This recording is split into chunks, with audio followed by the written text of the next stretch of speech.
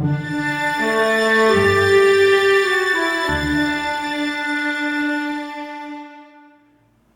again everybody, and welcome to part 2 of this series about our preamp and preamps in general. Today I want to talk about volume potentiometers and the power supplies that we've chosen to use on this preamp. First of all, I want to talk about volume potentiometers. Now, in an ideal world, they'd all be much the same, but as you know from this world, all potentiometers are not created equally. Now, you probably won't be surprised to know that with this preamp project, and to be honest, any project that involves a potentiometer for the volume control, I would recommend you use the Alps range. The value of the Alps potentiometer used on this project is 50k, stereo pot obviously, and again hopefully obviously a logarithmic taper. Don't use a linear pot. This is a fairly generic volume pot. In other words, it's not branded and it's cheap. I mean, this one cost me, I think, about $4 in New Zealand dollars. And it's okay, but one of the biggest issues is the matching of the two carbon tracks is not very accurate. And the effect you will find on that is when you've got the volume at minimum, and there's no sound coming through, obviously, because it's minimum, but the moment you start to turn it, you will often find one track, or one channel to be precise, comes on before the other. Very noticeable on headphones, possibly less so on loudspeakers. But saying that, it shouldn't be like that. And what's the point of going to great accuracy of matching your preamp gain so that they are pretty much zero difference between the channels? And it's very achievable, as you will find when I describe the circuit in greater detail.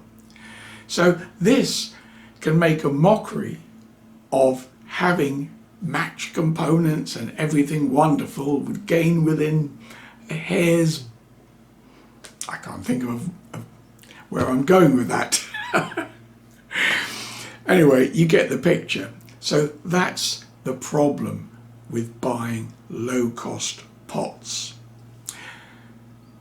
And the matching is often correct on full gain, which is kind of ironic because that's a position that you're very unlikely to ever use the potentiometer. And in fact, the matching ideally needs to be the most accurate from off to 50% rotation, which is probably how you use the pot 90% of the time. So that's the penalty you pay. But a good pot will cost you 3, maybe 4 times more than that. It's the one component that I would suggest you don't skimp on, because you'll regret it, because once you hear that one track starts before the others, it will drive you nuts, I promise you. Right, we're going to go over to the bench now, and I'm going to show you a simple example of not this pot, because you really don't want to see this one, I promise you. In this trace you can see what looks like just one sine wave, but if I move the trace around you can see we're actually looking at both the left and the right channel, putting the top trace immediately on top of each other. So it looks like there's just one trace. Again is on full, In other words, the volume control is turned to maximum. When I turn the gain or the volume control down, it should still look the same. You should still largely see just one waveform. And any time that it changes color and goes predominantly towards the yellow or predominantly towards the blue, that's basically a mismatch of the potentiometer. Let's start turning the gain down. When we get to a certain point, of course, I will have to adjust the scope so that you still see it properly. So I'm turning the gain down now.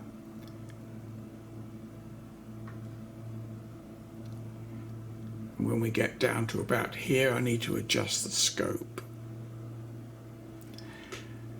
And I'll continue to turn the gain down. That's roughly 50% of the pot. Turn the gain up again. Obviously, as I turn the gain down, I need to increase the gain of the scope. So we continue to turn the volume down.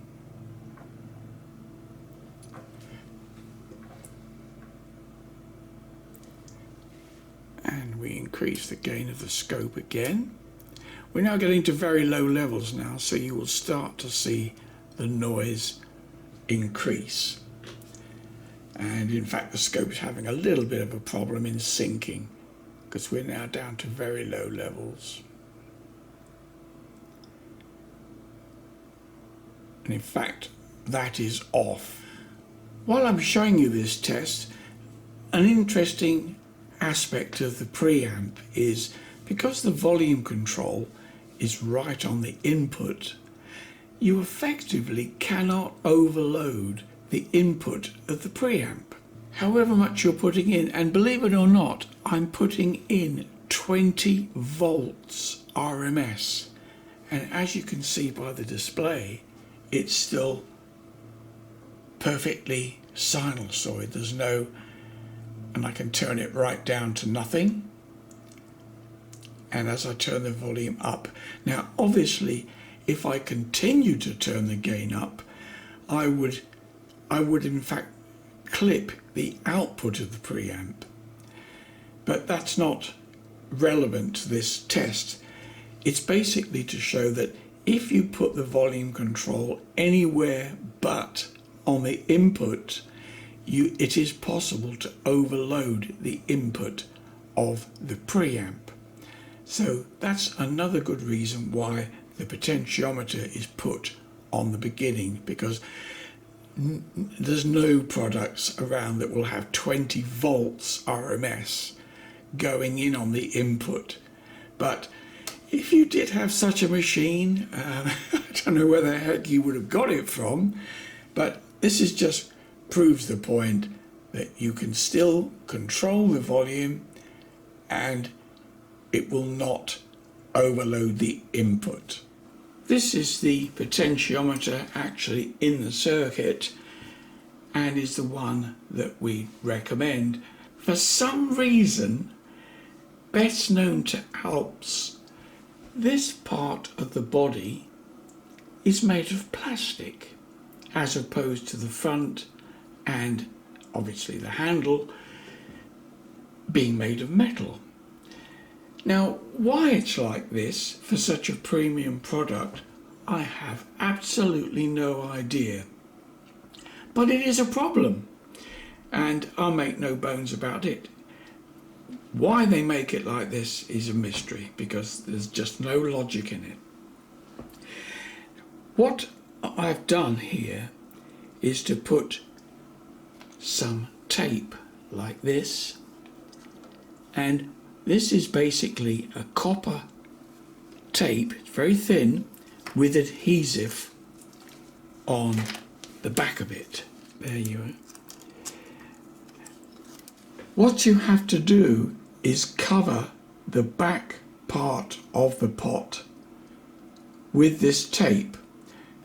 You can see here I've soldered the back part of the copper and it goes down to a hole in the printed board, which is in fact an earthing point. Now if you look carefully here, you can see the copper is clear of the front part of the pot, which is metal. And it's like that for one simple reason. Out here on the test bench, this part is not earthed, and that's what this crocodile clip is here. It's earthing this part. But when this is mounted in a metal chassis, of course this part will be earthed because it's screwed to the front panel. But then if you then earth that part to the circuit here, you will get an earth loop, because as it stands at the moment, this copper tape is earthed at the point I showed you on the printed circuit board, but this is not earthed. And because I've not got it mounted on a metal earth chassis at present, I've earthed it simply by putting a croc clip from here to ground. But normally you wouldn't have to do that. This is just an explanation as to why it looks a bit odd. These points that I've made about the Alps potentiometer is obviously relevant to the project we're talking about, but is also relevant to anyone that uses the pot. Now obviously most people would, if they're building a preamp, would have it mounted on a metal chassis, because screening of this preamp and any preamp is vital if you're going to stop external noise coming in, which can be any kind of noise. There's nothing worse than having a little buzz or odd little quick squeaks and whistles coming in from the preamp. When you mount the pot, the whole case obviously will be earthed. Now the printed board, which you can see here, this is where the potentiometer is going to be mounted. It has mounting on it also for the Alps 16mm pot, which is a cheaper. It's not as good, but saying that, it's still better than these things. The only good thing about these things is they're metal all the way through, so you don't actually have to earth or put copper tape on any part of it. If Alps could make them like this with their quality inside and some metal screening, I don't know. If anybody from Alps knows the answer for this or cares to tell me, I'm sure there's a very good reason, because they've been making them like that for a long, long time. Chances are that you'll be buying it from eBay or AliExpress. It's very important that you buy a genuine Alps pot.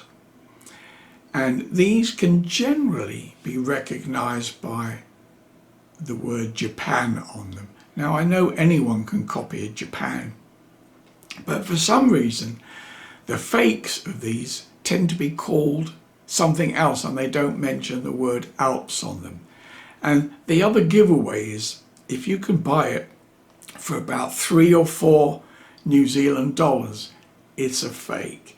They look very similar, obviously, like all good fakes do, but they are not anywhere near the quality. And the thing you will find is they don't feel nice when you turn them. They don't have that sort of, I don't know how to describe it really, but it just feels nice when you turn the volume control down.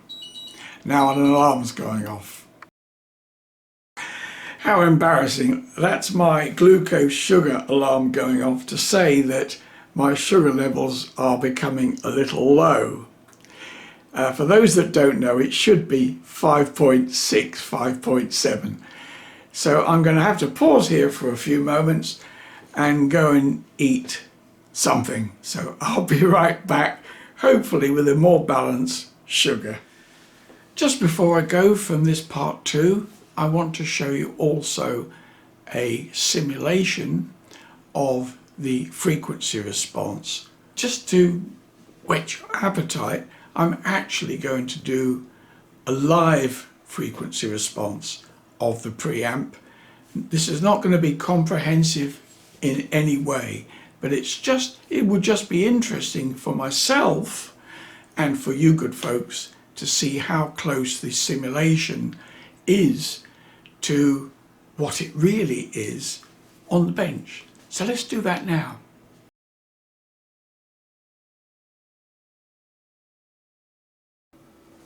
As per usual, this is our 1 kilohertz sine wave. You can see our 0 dB on this scale. We're going to start at 20 kilohertz because there's no point in going any lower than that, because as you can see it's still 0 dB. I think we'll concentrate on the meter rather than I'll read out what the numbers are. That's 60 kilohertz.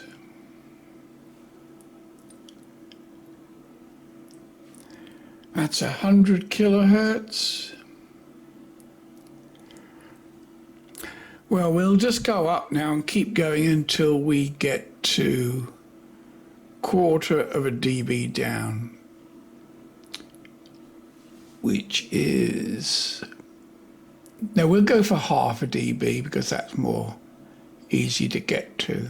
There we are, half a dB down, and we are 309 kilohertz, which is almost exactly the same as the simulations.